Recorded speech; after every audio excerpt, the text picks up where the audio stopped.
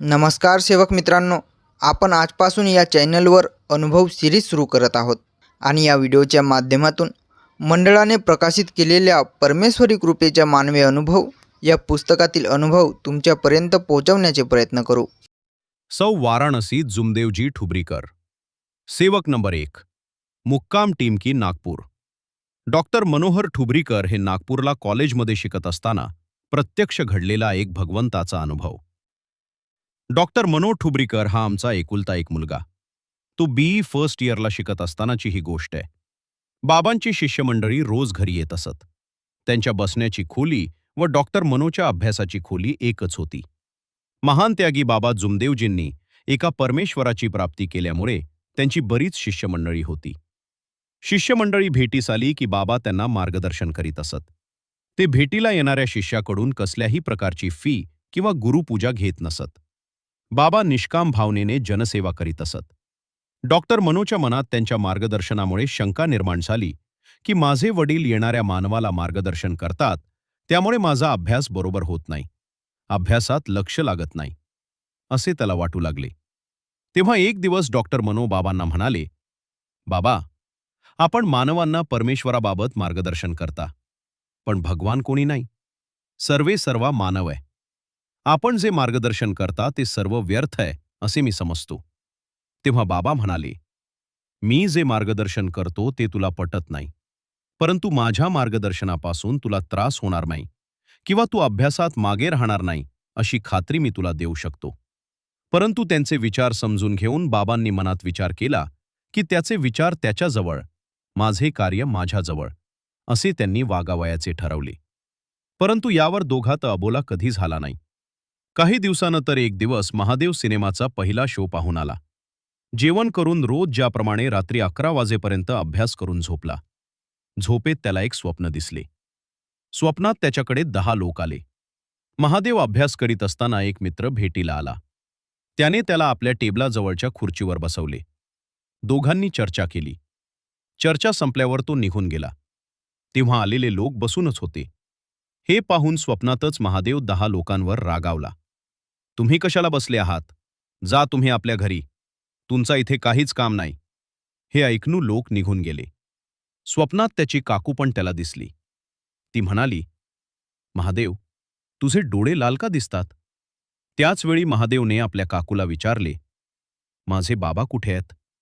तिने सांगितले, अजून घरी आलेले नाहीत। तेव्हा तो घरून बाहेर निघाला आणि स्वप्नातच अंगणातल्या खाटेवर बसला। तेवढ्यात त्याला जाग आली। त्यावेळेस त्याच्या अंगात 104 डिग्री ताप होता। तो उठून पाणी प्याला आणि मनाशी विचार करू लागला, माझी प्रकृती एकदम चांगली होती।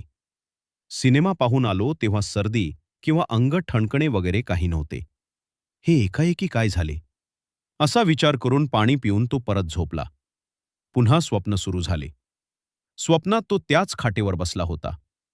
स्वप्नामध्ये घराशेजारच्या गल्लीतून भजनवाले आले व देवळात जाऊन भजन करू लागले। भजन आटोपल्यावर ते आपापल्या घरी निघून गेले, परंतु बाबा घरी आले नाही। त्यावेळी स्वप्नात प्रकृती फारच वाईट वाटू लागली व कमजोरपणा खूप वाटू लागला। तेव्हा महादेव मोठ्या हिमतीने हळूहळू पावलं टाकत स्वप्नातच देवळासमोर आला व देवळासमोर उभा राहून खूप रडू लागला व म्हणू लागला, बाबा हनुमानजी, माझा त्रास दूर करा। तितक्यातच त्याचे बाबा आले आणि पाठीवर हात थोपटून म्हणाले, महादेव घरी जा, तुला काहीच झाले नाही।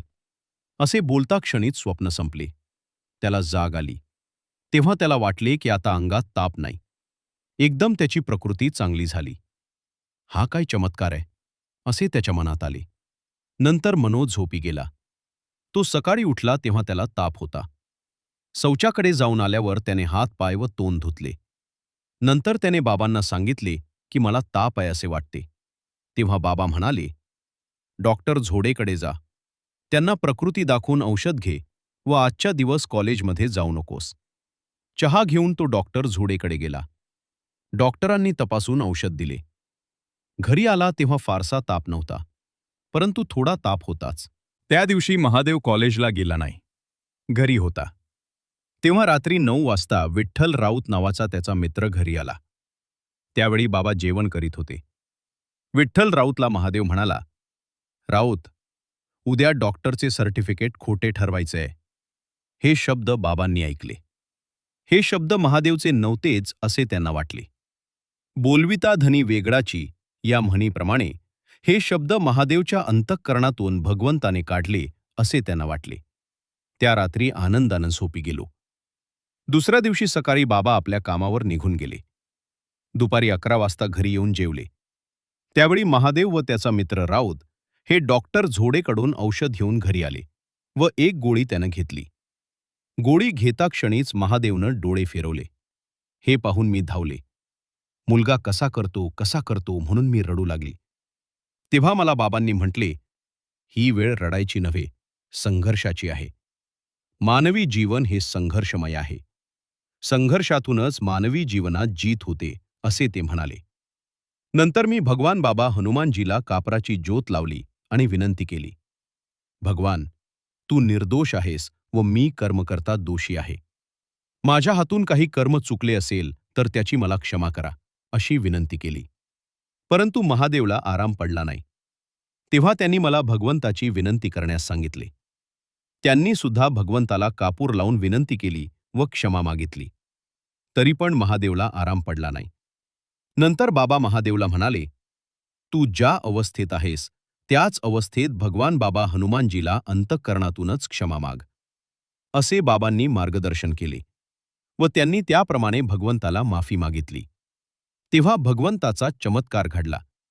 तो एकदम उठून बसला आणि म्हणू लागला, मला एकदम बरे वाटते. 15 मिनिटांनी पुन्हा परत तशीच स्थिती झाली.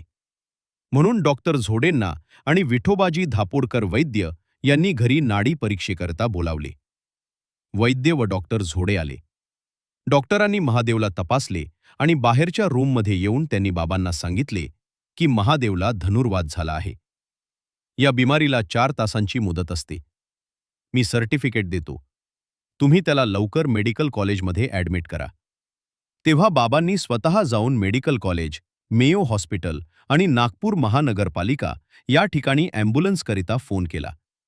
परंतु कुठेच ॲम्ब्युलन्स मिळाली नाही. बाबा इतवारी पोस्ट ऑफिसजवळ रिक्षानं गेले. तेथे ऑटो रिक्षावाले उभे होते. त्यांना सांगितले, सिरियस केस मेडिकल कॉलेजमध्ये पोचवावयाची आहे. जे काही पैसे घ्याल ते देऊ. तेव्हा एकाने ऑटो रिक्षा समोर आणला आणि त्यात बसून ते घरी आले. घरी आल्यावर सर्वांनी मिळून भगवंताला विनंती केली, भगवंता, मानवी प्रयत्नांना यश देण्याचा अधिकार तुलाच आहे. असे बोलून बाबा, मी महादेव आणि बाबांची मोठी भावजाई इतके ऑटो रिक्षात बसले आणि ऑटो रिक्षा चालू झाला. रस्त्यावर हनुमानजीचे देऊळ होते. त्या देवळासमोर ऑटो रिक्षा बंद पडला. 10 मिनिटे चालू करण्यात दिले व पुन्हा चालू झाला. गोळीबार चौकाजवळ डॉक्टर झोडेंच्या दवाखान्यासमोर ऑटो रिक्षा पुन्हा बंद पडला. तिथे 10 मिनिटे चालू करण्यात गेले. नंतर पुन्हा चालू झाला आणि गांधीबाग फव्वारा चौकासमोर पुन्हा बंद पडला. तेव्हा बाबा जुमदेवजी ऑटो रिक्षावाल्यावर रागावले आणि म्हणाले, ऑटो रिक्षावाले, मी तुम्हाला अगोदरच सांगितले होते की केस सिरियस आहे. मेडिकल कॉलेजमध्ये घेऊन जायचे आहे. तर आपण का सांगितले नाही की बाबूजी माझी गाडी ठीक नाही. आपण दुसरा ऑटो घेऊन जा. ही गाडी तर जीव घेऊ गाडी आहे.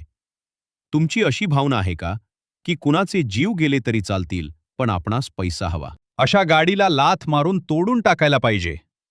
असे उद्गार बाबांनी काढताच ऑटो रिक्षा चालू झाला आणि आम्ही मेडिकल कॉलेजमध्ये पोहोचलो. तेथे डॉक्टरांनी महादेवला तपासले तेव्हा त्यांना कोणताही आजार आढळला नाही. त्यांनी आम्हाला सांगितले की याला बिमारी दिसत नाही. आम्ही त्या डॉक्टरला डॉक्टर झोडे यांनी दिलेले सर्टिफिकेट दाखवले. त्यात लिहिले होते, याला धनुर्वात झाला आहे. सर्टिफिकेट ते आश्चर्यात पडले आणि धनुर्वाताच्या वार्डात फोन केला. 5 मिनिटात त्यांनी सांगितले, बाहेर ॲम्ब्युलन्स उभी आहे. याला धनुर्वाताच्या वार्डात घेऊन जा. आम्ही तिथून निघालो आणि ॲम्ब्युलन्समध्ये बसून धनुर्वाताच्या वार्डात गेलो. तेव्हा वार्ड इन्चार्ज डॉक्टरांनी बेड नंबर दिला. त्या बेडवर महादेवला झोपवले आणि तपासले. वरिष्ठ डॉक्टर आले. तेव्हा साहेबांनी केवळ सिरियस आहे असं सांगितले. बाबांनी पुन्हा विचारले, डॉक्टर, तुमच्या शास्त्रामध्ये सिरियस नावाची बिमारी आहे काय?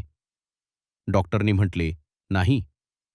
तेव्हा बाबा जुमदेवजींनी विचारले की तो सिरियस कोणत्या कारणांनी झाला हे जोपर्यंत सांगणार नाही तोपर्यंत मी औषध देऊ देणार नाही. तेव्हा त्या वार्डात बरेचसे सुशिक्षित लोक आपापल्या रुग्णांना भेटण्याकरता आले होते. ते म्हणू लागले, पोराचे वडील कसे मूर्ख आहेत. डॉक्टरला औषधोपचार करण्यास बंदी करतात. हे बोलणे डॉक्टरांच्या कानी पडताच डॉक्टर बाबा जुमदेवजींना म्हणाले, तुम्ही किती मूर्ख आहात. बिमाराला औषध देण्याकरता रोखता. तेव्हा बाबा म्हणू लागले, मी मुलाचा वडील आहे. तुम्ही मला मूर्ख म्हणालात, परंतु तुमच्या म्हणण्यावरून मी स्वतःला महामूर्ख समजतो. जर मी लहान मूर्ख राहिलो असतो तर डोक्यावर हात ठेवून बसलो असतो. तेव्हा तुमच्याशी बोललो नसतो.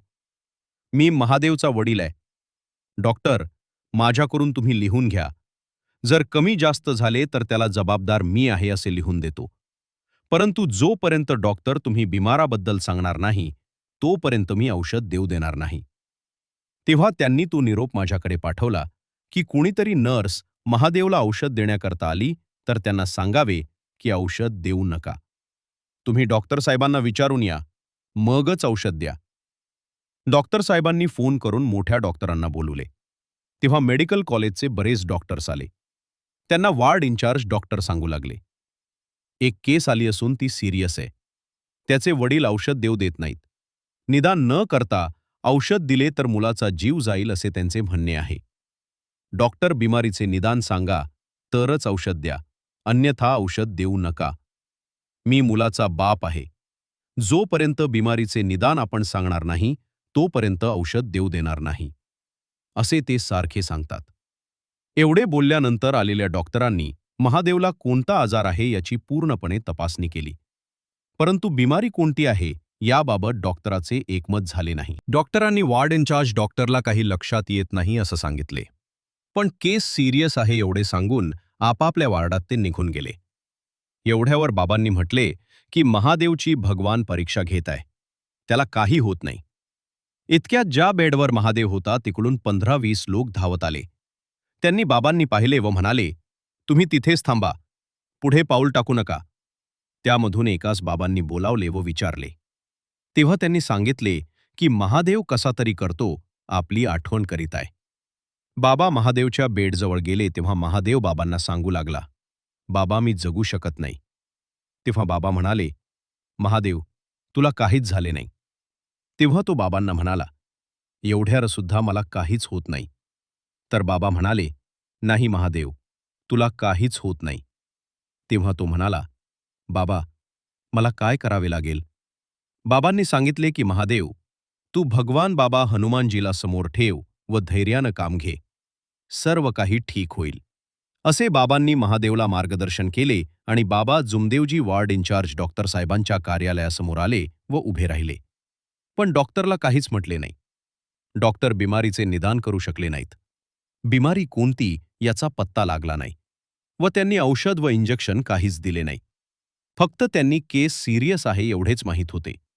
बाबा जुमदेवजींचा त्यांना सवाल होता, बिमारीचे निदान सांगाल तरच औषध द्या, अन्यथा औषध देऊ देणार नाही व आपणावर कोणत्याच प्रकारचा आरोप घेणार नाही असे बाबांचे म्हणणं होते. वेळ जात होती. डॉक्टर झोडे यांचे म्हणणं होते की धनुर्वाताची केस आहे. हिला 4 तासांची मुदत आहे. 4 तासात उपचार न झाल्यास रोगी दगावतो. बाबांना माहीत होते व त्यांनी घड्याळात वेळ पाहिली. ॲडमिट केल्यापासून 4.5 तास होऊन गेले होते. एवढ्यात काही लोक धावत बाबांकडे आले. परंतु सर्व बाबांना घाबरत होते. कारण बाबांनी भगवान बाबा हनुमानजींची प्राप्ती केलेली आहे व ते स्वयं आहेत. बाबांच्या शब्दात महान शक्ती आहे. या कारणांनी लोक बाबांना सांगण्याची हिंमत करू शकले नाही. तेव्हा बाबा म्हणाले, आपण धावत आलात तेव्हा मी सर्व समजून गेलो. तुम्ही जाऊन महादेवला सांगा की बाबा येत आहेत म्हणून. मंडळी धावत जाऊन महादेवला सांगू लागली की बाबा येत आहेत. त्यांच्या मागेच बाबा आले व विचारू लागले, काय गोष्ट आहे महादेव. तू सांगू लागला, बाबा मी आता जिवंत राहू शकत नाही. बाबा म्हणाले, जिवंत न राहण्याचे कारण काय, मला सांगत तर. तो म्हणाला, बाबा आपण पहा, माझे दोन्ही डोळे वर चढत आहेत. तेव्हा बाबांनी पाहिले व म्हणाले, महादेव तुझे दोन्ही डोळे ठिकाणावर आहेत म्हणून तुला काहीच होत नाही. तो म्हणाला, आताही मला काहीच होत नाही. बाबा म्हणाले, महादेव तुला काहीच होत नाही. तेव्हा महादेव म्हणाला, तर आता मला काय करावे लागेल? बाबांनी सांगितले, भगवान बाबा हनुमानजीला समोर ठेव व धैर्यानं काम घे. एवढे बोलून बाबा वार्ड इन्चार्ज डॉक्टर साहेबांकडे गेले व म्हणू लागले, 4.5 तास होऊन गेले. बिमारीचे निदान आपण सांगू शकले नाही व औषधही दिले नाही. आता आमची केस परत करा. डॉक्टर म्हणाले, केस परत घेऊन काय करणार? त्यावर बाबा म्हणाले, आम्ही प्रायव्हेट डॉक्टराकडे नेऊन इलाज करू. डॉक्टर म्हणाले, आपण किती मूर्ख आहात. बाबा म्हणाले, डॉक्टर अब बाबा को मूर्ख नाही कहना. हजारो लोक मला बाबा म्हणतात. मी आपल्या अधिकारात आलो आणि आपण अगोदरच मूर्ख म्हणालात. त्यावेळी मी आपणास काहीच म्हटले नाही. मी स्वतःला महामूर्ख म्हटलं. आता माझी केस मला परत करा. डॉक्टर साहेब फार रागावले व म्हणाले, मी आजपर्यंत अशी व्यक्ती कधीच पाहिली नाही. तेव्हा बाबा म्हणाले, डॉक्टर साहेब आपण बाबांना समजा नाही तर फार मोठे नुकसान होईल. तेव्हा त्यांनी रजिस्टर काढले व म्हटले, आपण यावर सही करा.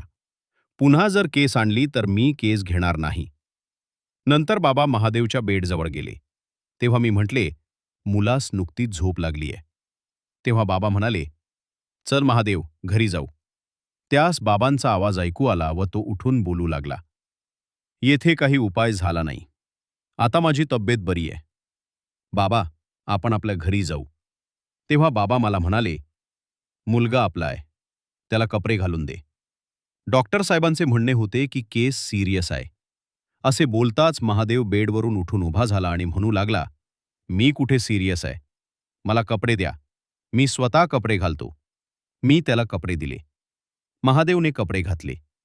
यापूर्वी काही लोकांना रिक्षा आणावयास सांगितले होते. त्यांनी रिक्षा आणला. बाबांनी म्हटले, महादेव चल. तर तो चालू लागला. महादेव कमजोर आहे असे समजून त्याला कमरेला बाबांनी हाताचा आधार दिला. तेव्हा महादेव म्हणाला, मला सोडून द्या बाबा, मी रिक्षापर्यंत स्वतः चालत जातो. तेव्हा बाबांनी त्याला सोडून दिले. आमच्यासोबत पुष्कळ लोक होते. महादेव व मी रिक्षात बसून घरी आलो. नंतर बाबासोबत जे लोक होते ते सर्व बस स्टॉपवर गेले व बसने घरी आले. घरी आल्यावर बाबांनी मला विचारले, महादेव जेवला का?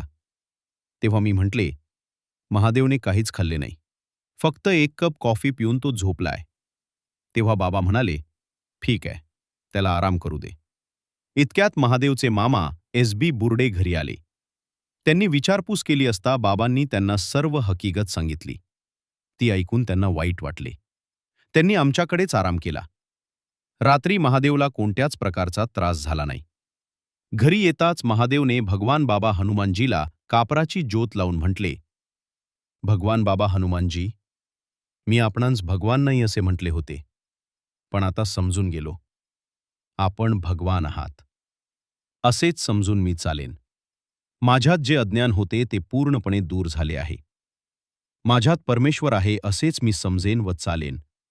महादेवला फार कष्ट झाले. म्हणून बाबा म्हणाले, आजचा दिवस आराम कर व उद्यापासून कॉलेजला जा. परमेश्वराचा चमत्कार बाबांनी पाहिला आहे व मलाही तो पाहावयास मिळाला आहे. मेडिकल कॉलेजमधून केस परत करण्याकरता रजिस्टरवर सही करण्याकरता डॉक्टर साहेबांनी रजिस्टर दिले आणि बाबांनी त्यावर सही केली. तेव्हाच महादेवला झोप आली. त्याचवेळी भगवंताची कृपा झाली असे मला वाटले. परमेश्वर महान दयाळू आहे. महादेव म्हणाला, बाबा, आपण माझ्या जीवनात एका परमेश्वराची जागृती दिली असनी माझे जीवन धन्य केले असे मी समजतो. मी जीवनात एक परमेश्वर भगवान बाबा हनुमानजीलाच मानीन असे वचन देतो.